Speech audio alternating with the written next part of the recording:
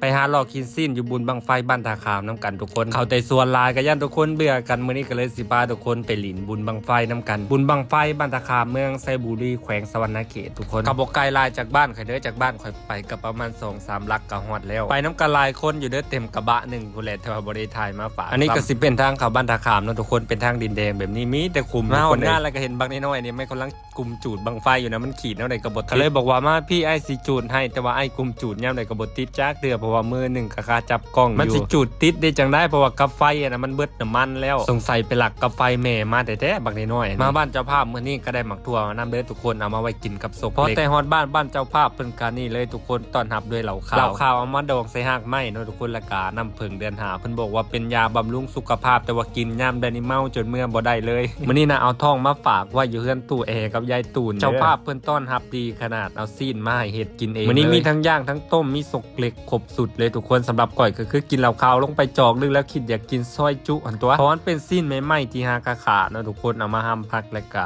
เอาเจลขมใส่แบบนี้อย่าบอกว่าคักสุดเนาะทุกคนเอามากินกับเหล้าขาวนี่เข้ากันคักขนาดเลยอิ่มท้องเลยก็ไปหาแห่บังไฟต่อน้ำกันเลยทุกคนอันนี้ข่อยบ่ฮู้ว่ามันเป็นอีหยังเด้อให้ทุกคนตัดสินให้กันแล้วบุญบ้านเพิ่นก็คือม่วนเต็มที่อยู่เด้อเพราะว่าหากะมาครั้งแรกทุกคนก็เป็นกันเองเนาะเพราะว่าเป็นบ้านไกลเฮือนเคียงแน่อันนี้เป็นขบวนแห่บังไฟเพิ่นเด้อแต่ว่าคนบ่ค่อยหลายปานใดเพราะว่ามันแดดนะอันที่เพิ่นเป้านี่บ่ฮู้ว่ามันแม่นหยังเนาะทุกคนแต่อยากให้ทุกคนได้ฟังนํกัน